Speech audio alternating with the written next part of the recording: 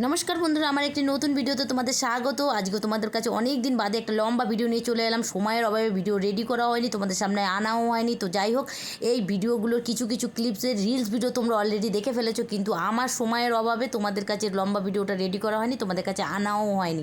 তো যাই হোক, এতদিন গ্যালারিতেই পড়েছিল, আজকে তোমাদের কাছে রেডি করে তোমাদের সামনে উপস্থিত করলাম। দেখো, এটা হচ্ছে আমার বাবার, মানে আমার শ্বশুর বাবার হচ্ছে জমি, মানে ক্ষেত। এর মধ্যে আমার বাবা সর্ষে চাষ করে অনেক দিন ধরে। বাবা বলছে যে যাও যাও যাও গিয়ে, মানে আমি বাবাকে বলেছিলাম যে সর্ষে খেতে যাবো, ভিডিও করবো। তো বাবা অনেক দিন ধরে বলছিল, কিন্তু সময়ের অভাবে আসা হয়নি। তো ছেলের স্কুল, আমার সেন্টার, এই করতে করতে আর আসাই হয়নি। তো আজকে দেখো, দুই জায়গাতে ফাঁকা করে একবার সময়কে বার করে নিয়ে বর এসছে বলে ওকে নিয়ে সোজা চলে এলাম। যদি না আসতাম বাবা খুবই কষ্ট পেত, ওই জন্য বাবা বারবার করে বলছিল বলে চলে গেলাম। এসে অনেক ভালোই হয়েছে, অনেক অনেক ভিডিও করা হয়েছে, মাঝখান দিয়ে অনেক কিছু লাভও হয়েছে। তো যাই হোক, দেখো এই যে তোমাদের জমিটা দেখাচ্ছি, এইটা হচ্ছে আমার বাবাদের, মানে আমার শ্বশুর বাবাদের বাবা দাদু এদের জমি ছিল। যাই হোক, সময়ের অভাবে, সব সময়ের জন্য আর কি, সময়ের সাথে সাথে সব কিছু পরিবর্তন হচ্ছে, বিক্রি হয়ে গেছে। তো এসে আমি আর ছেলে কটা ভিডিও বানিয়ে নিয়েছি। আর আমার ছেলেটা এত দুষ্টু না, দেখো আমার ভিডিও নষ্ট করার জন্য দৌড়ে দৌড়ে আসছে, আর আমার সাথে ওরকম দেখো, এই দেখো কীরকম করছে, ভিডিও আমাকে ধাক্কা দিচ্ছে, মানে আমার ভিডিও নষ্ট করে দিচ্ছে, খুব দুষ্টু। তো যাই হোক, এই যে জমিটা দেখছো, অনেক ঝামেলার পরে আমার শ্বশুরের ভাগে ওই জমিটুকু পড়েছে। যাই হোক, বাবা সর্ষে চাষ করেছে, তো সেটাই দেখতে এসেছিলাম, খুব সুন্দর ফসল হয়েছে।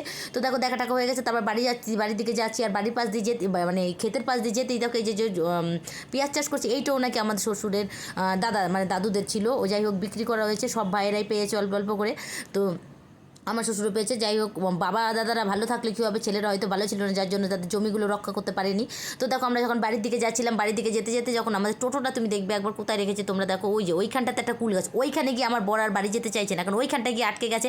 এত পরিমাণে কুল, আমার বর বলছে আমি কুল না নিয়ে কোথাও যাবো না। তো যাই হোক, বেচারা দেখো কুল নিতে নেমে পড়েছে, আর আমার লাগছে অস্বস্তি। তো যাই হোক, ও কুল খেতে ভালোবাসে বলে ও কুল নিতে চলে গেছে। এই দিয়ে কুলের আচার করবে, আমি এসে পরের বারে খাবো। তো যাই হোক, প্রচুর পরিমাণে কুল তুলেছে। কুল নিচে তুলতে তুলতে বেচারা আবার গাছের মধ্যে, আর আমাকে বলছে তুমি আর ছেলে ও কুলি করো।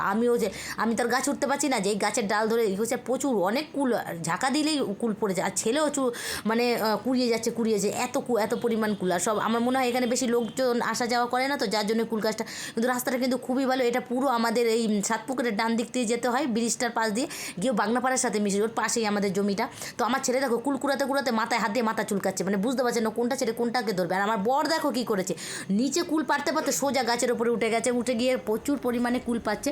দেখো ওই দেখো গাছ উঠে গেছে, আর ছেলে দেখো নিচ থেকে ও নাগাল তো পাই না নিচে পথে, আর খাচ্ছে আর কুল কুড়াচ্ছে। ওই দেখো ও খেয়ে যাচ্ছে, বারণ করছি খেয়ে যাচ্ছে, কারণ এত ঠান্ডা ছিল তখন না, তবুও কুল খেয়েই যাচ্ছে। আর ওই দেখো বেচারা দেখো কুল পারতে পারতে পারতে জামাও খুলে যাচ্ছে, আর কুল পারছে, আর এক ব্যাগ কুল পাড়া হয়ে গেছে। তাই দেখো, আমাদের অনেক কুল পাড়া হয়ে গেছে। কুলগুলো নিয়ে আমরা এখন সোজা বাড়ির দিকে যাবো। তো দেখো এই যে বাড়ির দিকে যাচ্ছে। আমার ভিডিওটি কেমন লাগে অবশ্যই তোমরা কমেন্ট করে জানাবে, ভালো লাগলে একটা লাইক কমেন্ট করবে। দেখা হবে তোমাদের সাথে পরের একটি ভিডিওতে, ততদিন তোমরা ভালো থাকবে, সুস্থ থাকবে। দেখা হবে তোমাদের সাথে পরের একটি ভিডিওতে। আজকের মতো এখানে টাটা।